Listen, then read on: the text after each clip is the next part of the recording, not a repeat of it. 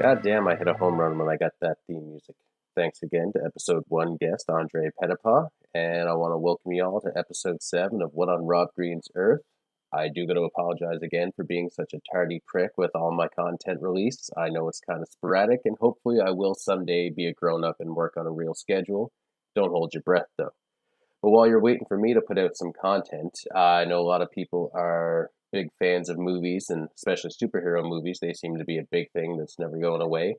I do want to encourage you, if you're a little bit confused about movies, villains, and all that fun stuff, check out the Graphic Histories podcast with my episode 3 guest, Andre Myatt, as he will get you caught up on the backstories and history of all the great supervillains you're going to be seeing on screen that you might not have heard of before.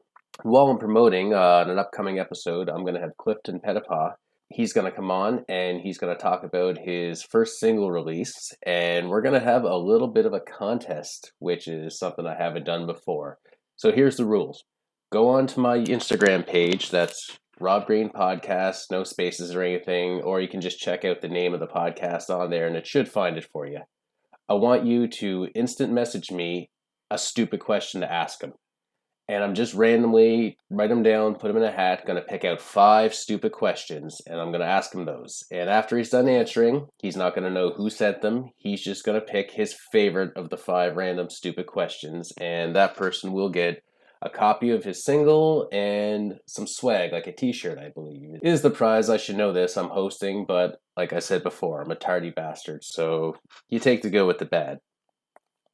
I've been talking to an episode 6 guest of mine, Kevin, about doing some real shows at some point, getting out of my recording room in front of some real people. They are going to be at nighttime, so I still don't have to go out and endure the sun, because fuck that thing. And finally, I still want to do some promotion on episode 17 of Silver Screen Anomalies, where I talked to Skylar, episode 2 guest, and his co-host Hallie about the movie's Total Recall. It was pretty fun, and there's a bit of a drinking game there. I suggest that you listen to that if you like movies and or drinking. Neither interest is mutually exclusive. Speaking of, when I had Skylar on, he talked about their production company, Eldritch Creative, and what he does for it, and it was very interesting to me, and I wanted to hear more about the other side of the movie process, of their short films and their podcasts and their output. And because she's a wonderful human being, I just had to ask his co-host, his co-production company person, founder, owner, whatever the hell you want to call her. Had to ask Hallie if she wanted to jump on here and tell us a little bit about what she does. So, ladies and gentlemen, boys and girls, my episode 7 guest, Hallie Walsh. Hallie, how you doing? Hello, everyone, and welcome to an... You're not Skylar. I'm not Skylar. You've just encountered the Twilight Zone. Oh, yes. Dream come true. How does it feel being a guest on another podcast? This is weird. Nice. It's nice, but it's strange. It's not that strange. You're going to be fun. You've got the best podcast voice. Oh, do I? You do. That's great. I didn't know that. No, it's good. You speak very well. You have your voice isn't annoying. Imagine having Fran Drescher on one of these things. Oh my God, no. Don't give her ideas. I'm kidding. I would have Fran Drescher on this podcast in a heartbeat. Actually, that would be pretty fun. She seems like a fun lady. I enjoyed her acting. I mean, I only ever saw her in The Nanny, but it was fun. I feel like she amps up the voice too. She's probably a Bobcat Goldthwait, where she has a normal voice and then her TV voice or her movie voice. Yeah, that's entirely possible. It's like Rosa from Brooklyn Nine-Nine. She's got this deep, menacing voice, but in truth, Stephanie Beatrix's voice is really bubbly and beautiful, and it's just okay, this is a shock, but I like it. Wait, you don't sound like that? You're acting? What? But let's go from acting to real life. Tell us a little bit about yourself. Okay, let's see if I've gotten better at talking about myself. I was born in Toronto. I am a writer. I moved to Nova Scotia when I was young with my family. So I pretty much just consider myself a maritimer at this point. And I've been writing for, how old am I now? I don't know. Let's just say more than 20 years. That sounds accurate. I grew up in a really rural area, very quiet down in the valley. It was interesting coming from Toronto, even though I was young, to somewhere so quiet. So I kind of had to find my own entertainment. And I think that that manifested in writing. I loved stories my mom would read to me as a kid, and it just got my imagination going, and it has never stopped, ever. Well, that's getting you to a pretty good place today. You are the co-founder of Eldritch Creative, correct?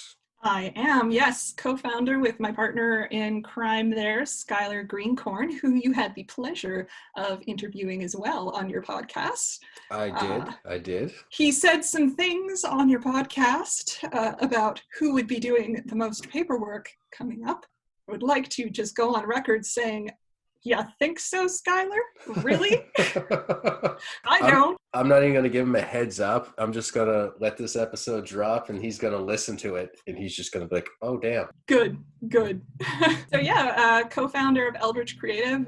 We're just in the early years of our kind of forming our fan base and who we are as an entertainment company. We've got a podcast that we put out that we actually were very honored to have you guest on our last episode. Pleasure was all mine on that. It was a lot of fun. You know, we reviewed movies, and we also have done short film and are currently in pre-production for the next short film. But, you know, pandemic being what it is, namely a pandemic, we're not sure on the ETA of that shoot time yet.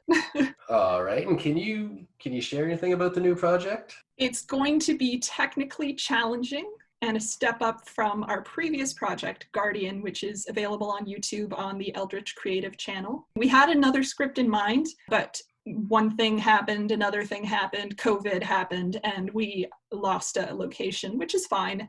So we found a new location, and once I saw the still images of said location, I hammered out the script in an hour and a half, the first draft. It just really inspired me, and I think that what we've done with it since the first draft and the storyboards that Skylar has done, I think it's going to be really, really cool. So that's about all I can say without giving it away too much. Fair enough. Well, I guess that's going to put the kibosh on spoilers.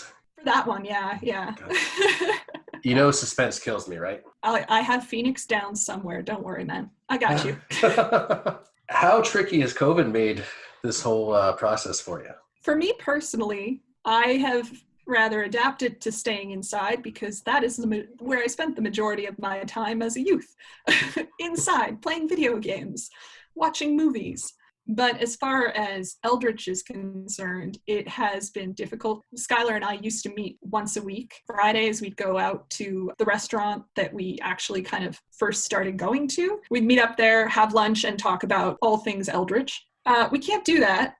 Even though the restrictions have loosened up and more restaurants are open now, we're like, So Zoom apparently was to the rescue. It took us a little while to figure out exactly how we could make the podcast work if we weren't in the same room. But we did in the end, and I think it's worked out pretty well. Finding a location in my house that doesn't echo like mad was a trick, but I think I've located it now. I don't know. Do you hear many echoes? No, I mean, I'm a little bit echoey here too, but it is what it is. And I think people understand it's plague times. You can't afford to be picky. That's right. Plague times. It's cool because I feel like we're pumping out quality, whereas all the higher up celebs are just pumping out bullshit videos about taking accountability for things and singing songs that are just annoying everybody. Songs, yeah, really. It's like, no, we'll just keep putting out content. It might be late sometimes, but, you know, it's there. I am such a tardy son of a bitch for putting out content. It's so hard to meet deadlines like that sometimes, especially right now. Right now, it's just finding the energy, even though you're not doing a whole lot, because there's not a whole lot you can do outside. It's still draining. Going to the grocery store just wrecks me.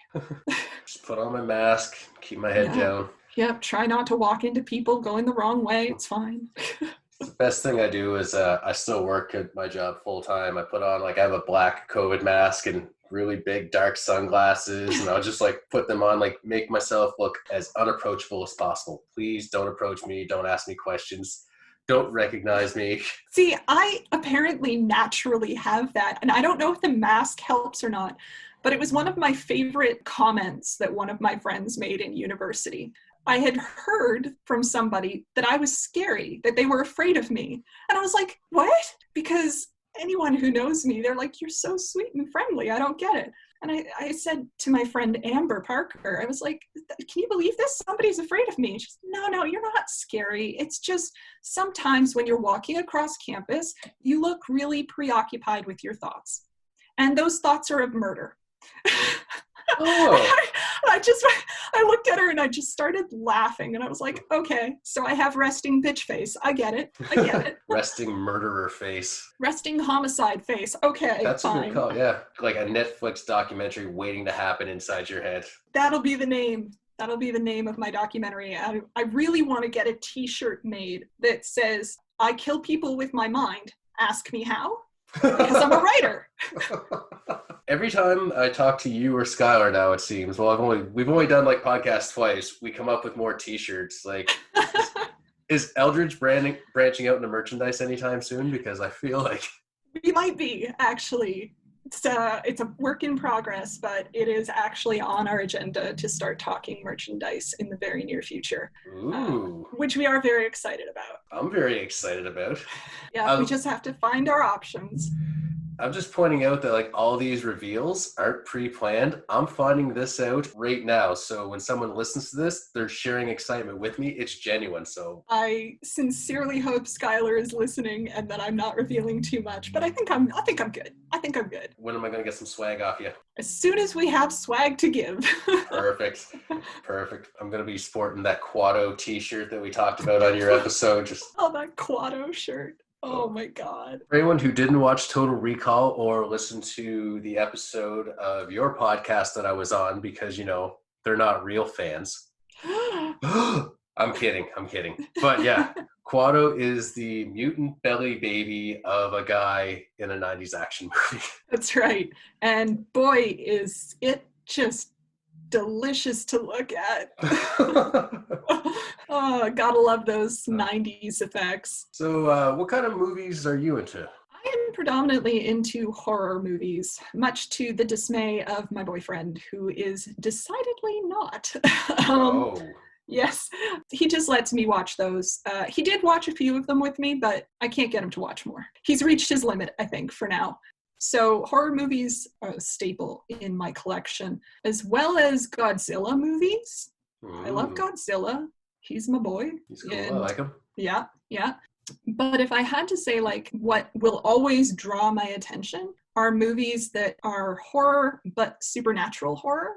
I'm not really a fan of violence and gore, but if you can chill me so easily with very subtle supernatural phenomenon, you know? Right. I grew up on like Sci Factor, X-Files, the Freak of the Week stuff, right? Are You Afraid of the Dark? Goosebumps. I love all that shit. It's great. Just give it to me. I love it. So I think that actually influenced me a lot as far as my writing goes, because a lot of what I write, scripts, stories, etc., all have elements of the fantastic and the supernatural in them, because it just interests me. Well, that's actually where my next question was going to go. I was going to ask you if that was part of the influence on your writing. So maybe you can tell us a little bit more about your writing process, because I find this fascinating.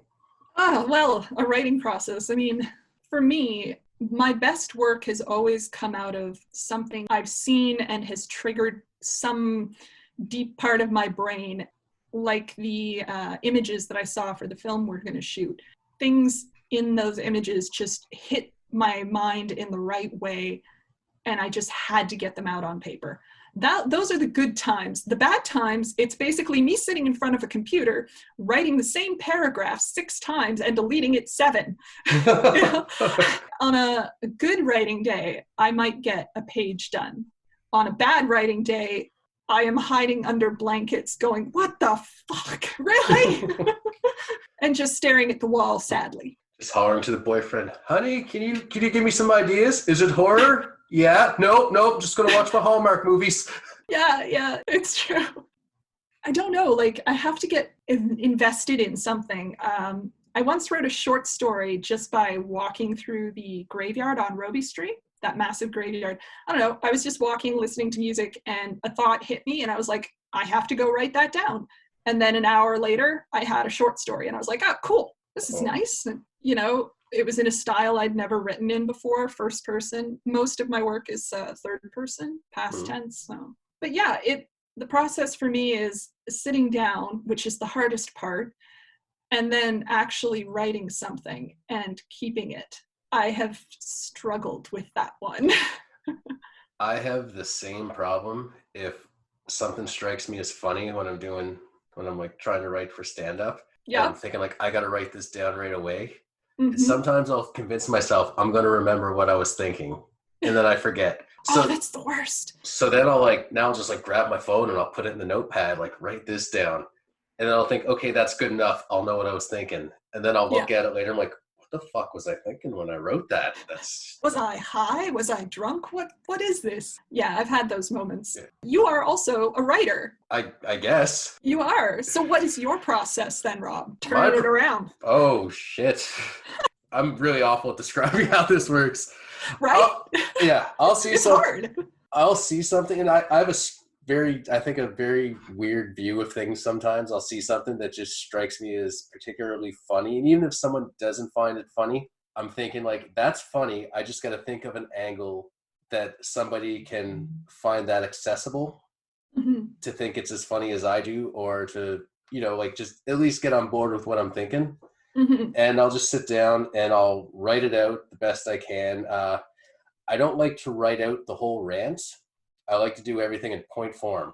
And then I'll go to say like an open mic and I'm like, okay, I'm going to test this out after I've reorganized my points to where like, okay, this should go here. I should do this. This here makes sense if I talk about it in these terms. I go up, and the big thing is like that people don't realize is tone, timing, and vocabulary is something that I didn't think of until like a while in. Like, how should I describe this? I can't keep using the same word, even though it might be the best word to describe this. So I get up and I do it, and I might get a few chuckles, but I can see where I'm failing at telling that joke. So then I go and I rewrite it, and then I do it again. It's basically I go up, I let the joke die, I find out how it died, I build it up against that, and then it becomes stronger. And then eventually I feel like, okay, this is good enough. I'm getting good enough laughs. I can work this into a set that I'm hoping I'll get paid to do, which it's a process. It's a little bit of a labor of love because if I'm passionate about something being funny, after I've done it 6, 7, 8, 9, 10, 11, 12 times until it's perfected, you kind of lose that a little bit. So the big thing for me is keeping, that energy when I'm doing the delivery. And sometimes if I'm just getting nowhere with it, you kind of lose that a little bit. Like, am I wasting my energy on this? Yeah. But you have like a breakthrough night where it's like, fuck, why didn't I think about like comparing it to this? Just making it comparable to something that's normal to show how absurd it is. And then the room just kind of goes when you're not expecting it, and it just clicks. And then like, fuck, I'm ready to go. Yeah, it's very similar, I think, for me in terms of writing. What I've tried to do, especially in the recent years, is I treat drafts like I'm building a body, essentially. The first draft, that's going to be the bones. That's the core of whatever it is I'm doing. I'm going to try to delete as little as possible, because in the next draft, I'm going to go through, I'm going to fix things, and I'm going to add the muscle, like more meat to flesh it out. And then finally, like skin to polish everything out and make it something I can use. It's very similar to what you do. Although I was sitting here listening to you talk about it, like the jokes dies and then I have to come back. And I was like, so you're a necromancer for jokes. I like it. You've got a necromantic power for jokes. That's awesome. I didn't think about it like that, but yeah, that's actually an amazing way to describe that. Yeah. What you're saying, like with the whole polishing it up and like putting the skin on it, that's to me, that's when it's presentable. And that's kind of how I would compare that to what you do. It's just, there's a lot of trial and error in everything that I do. And there's good and bad in the way I do it compared to how you do it. I mean, with me, I can go out and test it and gauge an audience, and then I know kind of exactly what I got to do, where I think you just kind of got to go over it in your head and overanalyze it and then learn to step away for a minute and let it digest. Yeah, there's a lot of times where some of the pieces that I've written that I have absolutely been so proud of. While writing them, I'm reading them over again and again, and eventually I start thinking, well, that's not funny or that's not effective. But it's only because I have been so close to it for so long. It's like staring at a word. You know you've typed it right, but it looks wrong. Yep. It's that kind of feeling, you know? There's a lot of trial and error in what I do, but I often have to like step back or get another opinion, in which case, you know, I've got my mom is a huge support in my life for my writing. My family in general all really support me. She was an actress. She is an actress, so she has a good sense of story building, and she's also a writer, so that also helped. But and if it's not too scary, my boyfriend will read it. He's also a huge support for everything I do. He's making me go to more networking events. He and Skylar, both of them, which has been very helpful because I don't talk about myself or promote myself, and it's kind of a failing point for me. So I'm trying to get out there and go, hey, I kill people with my mind, ask me how. That's why I want that shirt, because then I can just go to networking events with the shirt and have people come to me. I would talk to you right there if I saw it, like, okay, how are you killing me right now? Give me a minute while I grab this pen and paper and we'll see. Just walk up to me like an hour later, just tap me on the shoulders, like, okay, this so is how you die. don't stand up. You're better off sitting down for this. Maybe by that window over there. You know I have activities, right? I am aware, yes. You're aware. Oh, so because I'm a fan, I'm a huge fan of what you guys do. I had an activity for Skylar last time called Ripoff Rumble. I was worried that you might have prepped for something like that, like a Ripoff Rumble. So I decided to change the name of the game a little bit. Oh no, I mean, okay. So basically, this game here is, you know how like movies that rip off other movies will use a clever title to kind of try to confuse people or some kind of wordplay to associate itself with it? Okay, yeah. Some of them are pretty clever, right? Okay, some of them are, yeah. And some I of them can't are, think of any, but some of them are pretty bad. Most of them are pretty bad. In okay. fact, most knockoff movies are so bad in the way that they title themselves that it could almost be a porn movie title. So the game here is I'm going to give you a rip-off movie title, and you're going to tell me if it's a mockbuster or a porn flick. A mockbuster or a porn flick. Okay. Yes. All right. I love it. Let's do it. You're not going to blush, are you? With the lighting, you're not going to be able to see it. So it's okay. It's okay. We're audio only. All right. The Amazing Bulk. Ooh. I'm going with porn title. That is actually a mockbuster of The Incredible Hulk. Oh, no way. True story. Oh, I'm not going to win this. Okay. What else have you got? This one is called Pirates of Treasure Island. That sounds like a normal movie title, and that alarms me. Mockbuster? It is a mockbuster. Yes. Pirates of the Caribbean ripoff. Do I get anything for these points? I don't know. Bragging rights? Yeah, definitely bragging rights. Miami Spice. Porn. That is a porn. A porn parody of Miami Vice. That is terrible. Analyze These. Porn. It is a porn movie. That just screamed porn. All right. Vampires Suck. Mockbuster. It is a mockbuster. I think I heard that one. Oh. Isn't that like when they did the parody of genres? Yeah, I think like yeah, something movies. Like that. Yeah. Princess of Mars. Oh, that one could be either. Porn? Nope, it is a mockbuster of the John Carter movie, 18-Year-Old Virgin. Oh God, I hope that's a mockbuster. That is a mockbuster. Okay. Saturday Night Fever. Porn? That is a porn movie. Okay.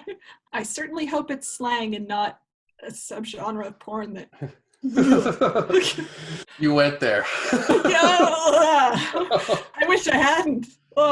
Feel free to edit it out if you want. No, that's... I want everyone to know you for the degenerate you are. What? How am I the degenerate here? Snakes on a Train. Mockbuster. License to Thrill. Porn? It is a porn one. Evil Head. Porn? That is a porn one. And number one, cheerleader camp. Mockbuster? It She is said a hopefully. it is a mockbuster. Okay, A cool. mockbuster of the movie Fired Up, which I have never seen. Not gonna lie, don't plan to. If you don't review it on your show, I won't be upset. Okay, I will keep that in mind. So I want to point out that for the mockbusters, you got two wrong, and for the porn movies, you got them all correct. I So we don't know know what that says about me. it says when you're not watching horror movies, we know what you are watching. I would not. as you My tender sensibilities. as you scramble to clear your browser history. Just hang on a second. Yeah. I mean, what? We'll edit that out. See, my browser history has already probably put me on a couple of watch lists as a writer. Seeing how much blood there is in the human body or at what temperature they would actually spontaneously combust. It's,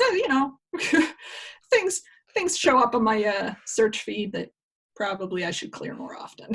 You just get the authorities just knocking on your door, and you just open it up with this shirt that says, "I kill people in my head, ask me how." Yes, that is correct. Yeah, I'm sure that I will have a long life not behind bars. Plenty of time to work on your scripts, though. That's right. At least I'll get that done. Yeah. So how many scripts do you got in the works right now? Like actively in the works, I have probably half a dozen that I'm rotating between. Some I started last month, others I started 6 years ago. It is hard to hold my attention to one thing. Usually it's like, okay, if I get inspired by something for a scene for one of them, I'll go and add it in. But it's rare that I sit down and just work on one script for X amount of time, you know? I get you, yeah. Yeah. So with these that you call active scripts, does that just mean that you're working on them to get them done, or you're working on them to eventually put them into production, or both? Both. I obviously can't give anything that isn't done until the first draft is complete. There are a couple of scripts that are done that Skylar and I are chomping at the bit to shoot. Unfortunately, both of those scripts will require a budget that we don't have right now. But we are hopeful that eventually we will get the money to shoot them in the not too distant future. So the other scripts are ones that will fall under our wheelhouse quite well for Eldritch Creative to do, just not right now. So I have time to finish them and kind of before I pitch them to Skylar. So as far as like casts and crews go, how many people do you have, I guess, that would kind of be associated under the Eldritch Creative that would work on these? The last shoot we did for Guardian, I think we had about 11 people working. All of them are extremely talented and willing to just do this passion project with us. With the one coming up, I suspect we're going to need a little bit of a bigger team, which is another reason why during plague times, this is a little tricky to coordinate. The location is much bigger than the one we used for Guardian, which was just one room. This time, it is a much bigger location. So it is not just one room, let's put it that way. It's going to be a challenge for us to shoot, and I'm really excited about that. So I'd say for this project, we'd probably need about anywhere from 12 to 15 people, probably. Not too much more than we had, but enough to make sure that we have people on set who can take care of things that Skylar and I don't have time to while we're directing. So when you're filming that, do you ever have an instance where, as the writer, you guys just can't quite get the shot that you need, so you make an adjustment to the script on the fly, or? Not so far. What happened with Guardian at one point was our set designer, Hunter, had an idea for one of the shots that he wanted to see. He asked if it would be okay if we tried it the way he saw it. And Skylar and I are very open, as long as we have the time and it's not going to take us off track too far. We're very receptive to ideas. I mean, ultimately, we'll have the final say on whether it works or not. He wanted to try it the way he did, and it was a good idea. So I think we ran with it in the end. Yeah, but there are times where some ideas have come my way that I'm like, that doesn't quite work for the script, and this is why. If it clashes with the theme or it clashes with the character, that's when I kind of have to go, okay, but if we lose the story, it's going to fall apart. But I never want to turn down anybody's input. That's one thing that I've noticed in like a lot of modern movies. I feel like there's a lot of sacrificing quality. Like they don't want to make it good. They just want to make it cool. Yeah. So that's like a thing I admire. And I think I had that conversation with Skylar is how much I really like that mindset of you guys. Like, let's just make this good. Because what's cool is something that is so fluid. It changes. You watch something 5 years now and you're like, that is some cheesy ass shit. But if something's good, it's good. And that's how it is. That's how it's going to be. So I got a lot of respect for that for you guys. Yeah, it's we're really lucky that we are so receptive to each other's input and respectful about it too. As a writer, that's a really tricky line for me to walk because, you hear so often about writers who their scripts, the original script, their original idea didn't get made into the film. People came in, the director came in, whoever, and said, no, you got to change this, you got to change that. I'm very lucky with Skylar because he's very supportive of my work and respectful of it to a degree that I don't feel like my work is being threatened when he does say, I liked this, but I'm like, oh, you have another take? Do tell. And a lot of the times I will run with what he says because he sees things a little differently than I do. I'm really lucky. I'm really excited. I'm hoping that Eldritch really takes off. I think that having a production company like Eldritch in the Maritimes would be really fun. And it would be really nice to get paid for doing what I love. So that's always a plus, isn't it? When something is lucrative, so you can substantiate doing it. Exactly. I'd like to be able to live and still make awesome content. Imagine being able to do that. Imagine. Yeah, when you talk about like outside influence on the story, one thing that just kind of popped in my head now that's kind of recent news is the Justice League movie, how Zack Snyder's getting to put his version of the movie on HBO Max, one that with no studio interference or anything like that. Yeah, I was just wondering, what's your thoughts on that? Like the fan uproar that there was against the Justice League, they called it, the Joss Whedon version, which I saw, and you could clearly see what he filmed and what Zack Snyder filmed. And yeah. I'm pretty sure I saw Justice League with my boyfriend. I do not remember liking it. I had not heard about the HBO Max event with Zack Snyder. I had not heard about that. So I will be very intrigued to see what happens next. I'm always interested in directors when they're like, you know what? I want to do this, but I want to do it my way. And that's how we got Deadpool, I feel, which was amazing. And Ryan Reynolds was just like, no, I want to do this right, especially after the travesty that we don't talk about. Oh, yeah. Yeah, it doesn't exist. No. No. So, I don't know. I think I'm going to be very interested to see how it goes. It's just something that I find really intriguing recently is how much input fandom has on the product now, like with the Sonic the Hedgehog movie being delayed for so long so they could reanimate the character to make it more visually appeasing to the fans. And well, with the Justice League, the official story is Zack Snyder had a family tragedy, so he had to step away, and Joss Whedon was brought in to finish the movie. But depending on like what you read or what you hear, the general idea is that Warner Brothers used that tragedy to push him out, and then they brought Joss Whedon in to make it more Avengers-like, to try to make it like a more marketable movie or commercial success, whatever. And it's just been ever since #release the Snyder Cut, and it just hasn't gone away. And finally HBO Max just kind of caved, and Warner Brothers caved. They got rid of some people that were involved in the whole fiasco, and now he's getting to finish the movie. He's getting like a $30 million budget to do whatever like reshoots and re-edits he needs just to fine-tune his vision.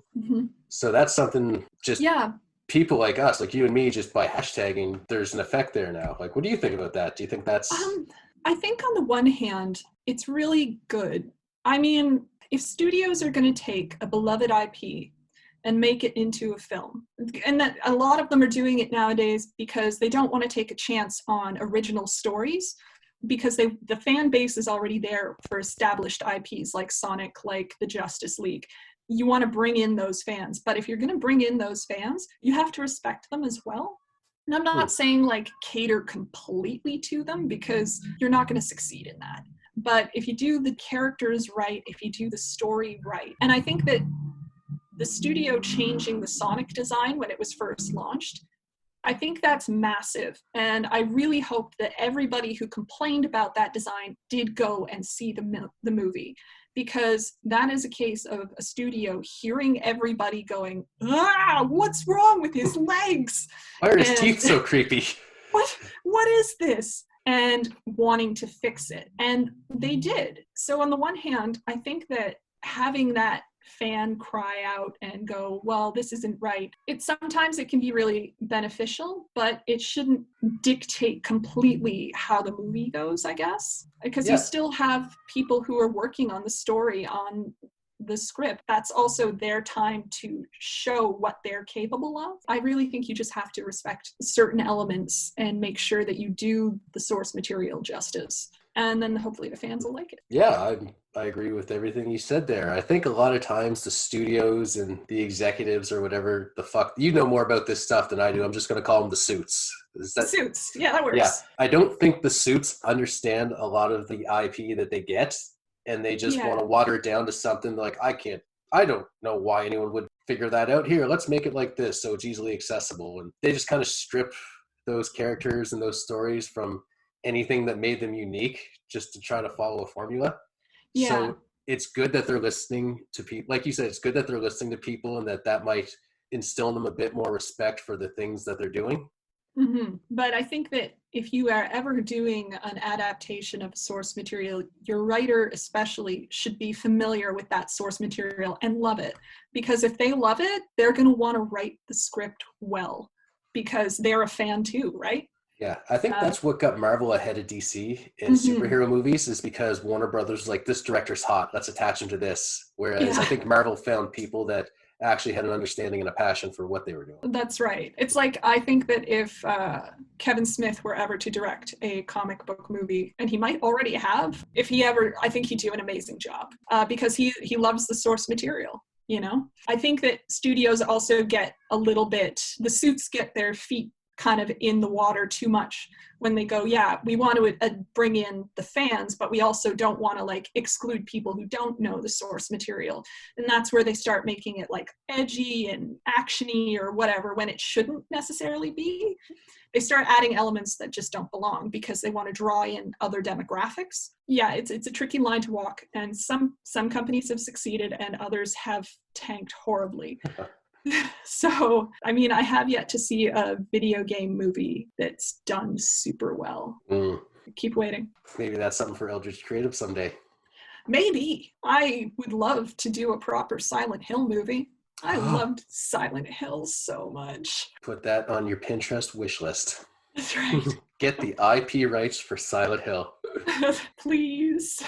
With Eldritch, are you, like, right now, are you focusing on horror, or will there be like short films of many genres, or can you tell me? Or yeah, well, right now, because it's kind of our interest, what we've been doing has been horror, but we're not going to limit ourselves to it. I do have scripts that are on the back burner right now that range from sci-fi to comedy to horror comedy, because I just enjoy writing horror comedy. It's fun. And so, yeah, we're not going to limit ourselves, but we're never really going to do like, I don't see us doing slice of life, realistic stuff. I think everything we do is going to have a little bit of the strange weirdness that we are known for, because reality is hard. I don't want to deal with reality. No, reality, especially in plague times. Ugh. Where did the name Eldritch Creative come from? That one's from Skylar, actually. Yeah, he came to me with the Eldritch Creative name. Eldritch is, the old horrors, that sort of stuff. It kind of just like, it was a name that kind of put an umbrella over all the things that we were going for, and all the mediums as well. We didn't limit ourselves to just film, because we don't do just films. Right. We have visual art, we have the podcasts and stuff. So we wanted to have something that would kind of umbrella all of what we do. Think I could be a movie star? Oh yeah, 100%. You want to be in one of our films? Yeah, I would love to be in one of your films. Keep that in mind. All right. Just show up on set, just reading that shirt. I kill people in my head. That's right. Oh wow, that was a really uplifting answer to a question that I've always kind of wondered. Now, as much as I wonder about questions like that, we are told in life that there are no stupid questions. Oh, I know where this is going.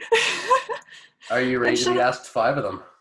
I am, and I'm also a little nervous after we ambushed you on our podcast with 5 questions, 4 or 5 questions. It was 4 questions, and I was honored to be ambushed by your questions. Oh, good. Then I have nothing to worry about. All right. Reduce, reuse, recycle. What new R would you add to the list? Oh, that's a good one. Oh, shit. Reanimate. Reanimate. That's right. Isn't that kind of like reusing and recycling? Kind of. So it fits perfectly. There you go. It meshes right in there. Reduce, reuse, recycle, reanimate. That would be a good tag for a horror movie about zombies. That would also be a really great t-shirt. I hope someone's writing these down. Skylar, when you hear this, add this to one of the fucking 18 lists you're working on right now. He loves lists, and I am so glad because I hate them. I've come to utilize lists, not quite as well as he does, but I admire his listing abilities. When he says, I have a list of like my top 10 things, then I have a list that didn't make my top 10. I know. When we did our end of year podcast where we had the top 10, I was just like, oh, really? You're making me make a list? But I did it. You did. It was well done. I hope he was proud of you. He had to help. He was, but he had to help me, so. We all need a little bit of help sometimes. It's true. What's an occupation that could benefit from bringing back powdered wigs? Ooh, that's a tough one. I would say maybe like those reenactment sites, Like if you were an actor in a reenactment, like historical site. No, too easy. Give me something that we do every day. All right, powdered wigs, eh? Yeah. I don't know why, but dentists come to mind. I think there's just something really amusing about a dentist wearing a powdered wig, and it also terrifies me. I'm so glad I made you revisit that question right there. Oh, God. Oh. If I were to start a polka band that does heavy metal covers, what should I name that band? Reduce, reuse, recycle, reanimate's already taken as an answer for a question, so you can't use that again. What? All right. Heavy metal polka band. The Note Crushers. Because the accordion in a polka band has to crush. Yeah. I can see the logo now. Yeah, the Note Crushers. That's another t-shirt. There you go, Skylar. Oh my God. We should turn this one into take a drink every time we come up with a t-shirt podcast. Oh my God. I think there were something like 14 fun facts in that in our episode. Episode 17. Listen to it. It's a good time. So with masks becoming mandatory because of plague times, would Scorpion and Sub-Zero have an advantage in Mortal Kombat as they're already accustomed to wearing them? Absolutely. They don't need to wear a mask over a mask. That's redundant. You don't want to mask a mask. No, they would be kicking ass all over the place. I mean, they already do, so, Yeah. This mask is so uncomfortable. How do you guys do this? I could also see Scorpion going head to head with someone who wasn't wearing a mask and being like, get over there. Yeah. No, I feel like they would take COVID very seriously. So the word wonder can mean doubt, curiosity, or awe. How do you think Wonder Bread means it? I want to say all 3 because Wonder Bread is so gross to me.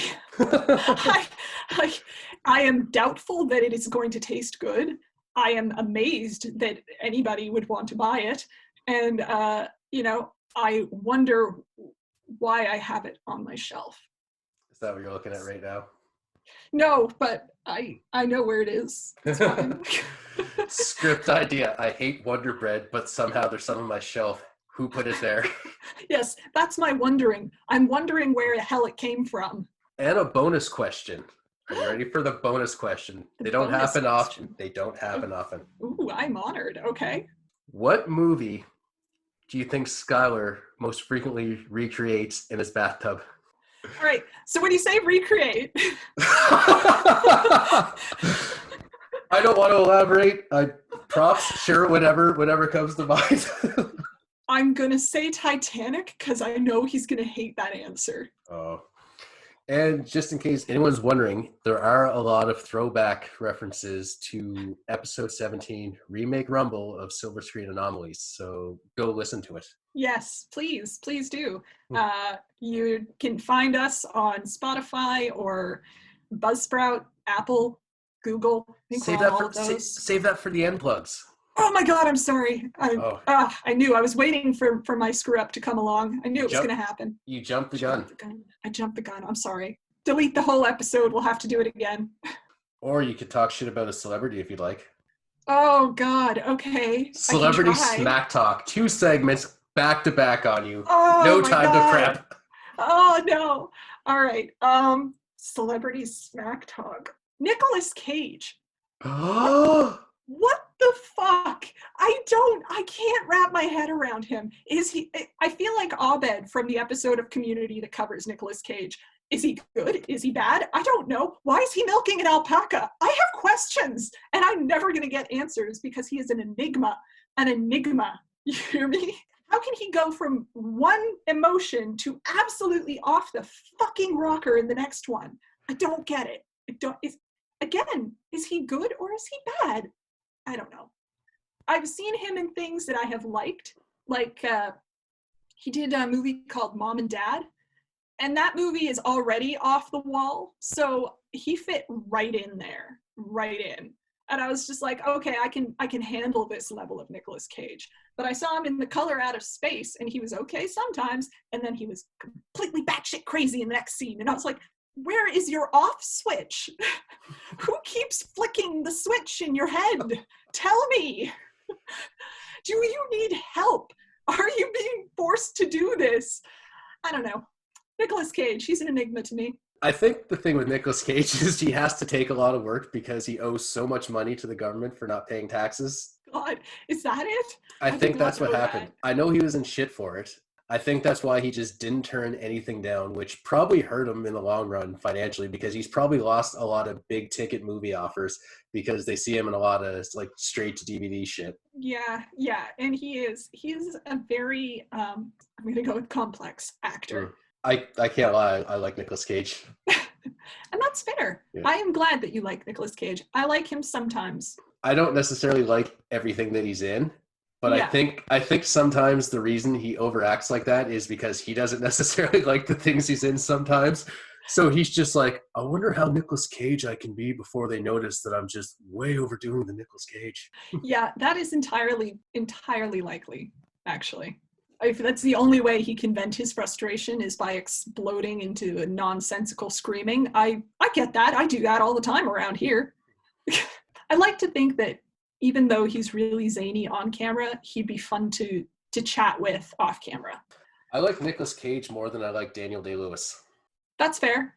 Yeah. That's fair. I'm sick of Daniel Day-Lewis coming out of retirement once every 5 years to make a movie, and then they just pass him an Oscar.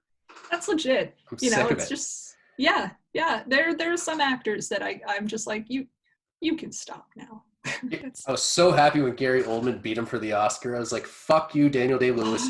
You are the Yankees of acting. I love Gary Oldman. He's so talented. And I loved him in The Dark Knight. The Christopher Nolan Batman trilogy. Yes. He's so versatile. Yeah, I was so, like, he's now shot up, like, way higher on my list of favorites for beating Daniel Day-Lewis. Someday, I'm not going to have a guest lined up, and I'm going to have to do a celeb smack talk on my own and just let you know, Daniel Day-Lewis. Your time is coming. I'm going to fuck you up so bad, and you're never going to hear it because you probably will never listen to me ever. Well, you never know. You never know who's listening.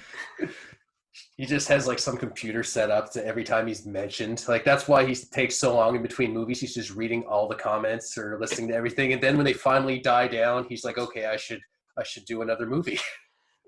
I wonder sometimes if celebrities have somebody off to the side that they pay to like read comments that their name comes up in. Oh fuck yeah, Just, they do. That's just like, I can't tell if that's nepotism or ego or paranoia. I think it's a little bit of everything. Yeah. Like I'm sure I'm gonna get to a point where like I'm gonna start worrying about what people are saying about this podcast after. No, I'm not. Who am I kidding? I'm trying to sound self-aware. I'm really not that self-aware. But like I actually know I am curious, like the general consensus of people that listen to this that I haven't talked to. Like I want to know, is it good? Am I doing something right? Is there something I could be doing better? Like I like feedback like that. Mm-hmm. But Yeah. I do. But I think with a lot of celebrities, I do think a lot of them probably get carried away with it and they're worried about what people think about them and their image. And I'm sure they have someone that just handles social media or whatnot for them. They'll be like, okay, tell me if anyone says anything bad about it. Or tell me if someone says something good. Yeah, I feel like that is a possibility. But I understand what you mean by like wanting that feedback. It's hard when you're a podcaster and you're like, oh, I help people like feedback. I mean, the only way you can get any kind of feedback is if, really nice people message you and are like, hey, you should review this film, like Total Recall. Oh. It was so sweet. I was like, yay, someone listens and they like us enough to want to hear what we think about the movie. Oh, I've got another idea I'll send you sometime. Oh, please do. Please do. I'll just say it now. Should do Fright Night sometime. Fright Night. Yeah. Oh, is that a vampire one? It is. Yeah. Okay. All right. I'm gonna have to message Skylar that one. The 80s one with Roddy McDowall and William Ragsdale. Mm-hmm. And then they remade it in the 2000s with Anton Yelchin and Colin Farrell. Okay. And then they made a sequel to the remake, but it's a standalone that's like another remake of the same story. Oh, a remake of a remake. Yeah. That's so weird. They changed the setting. They have the same characters, but they gender bent the vampire. Wonder if we'd have to make that like a triple header, a triple remake rumble. That's never happened before. It has never happened before. So I think I'm going to have to talk to Skylar about that one. I've got ideas. I like your ideas. All right. I guess now we could probably do all your plugs if you really want it. All right. As long as I'm not going to jump the gun. No, you're good to go. You're good to go. All right. Well, if anyone's interested in taking a look at what we do over at Eldritch Creative, you can find us on Facebook, Eldritch Creative. We have an Instagram account if you want to get updates about when our podcast comes out, which is completely off schedule right now, so it's whenever we can. Instagram, eldritch.creative. And the Twitter channel that totally gets used and is not shunned by me in any way, shape, or form is eldritch.create. That sounded sincere. Yeah. Oh, yeah. Our podcast, Silver Screen Anomalies, can be found on pretty much any podcast platform at this point. Buzzsprout, Spotify, Google, Apple. We're pretty much on all of them. And some listen to Skylar and I and sometimes Rob be idiots on the podcast. It's a good time. I'm always an idiot on my podcast. So. You know we are too. Oh. But we've all got our charm, right? Oh yeah, tons of charm. You gotta have idiocy with charm. Okay, with your best charming voice, how would you like to cue the outro music?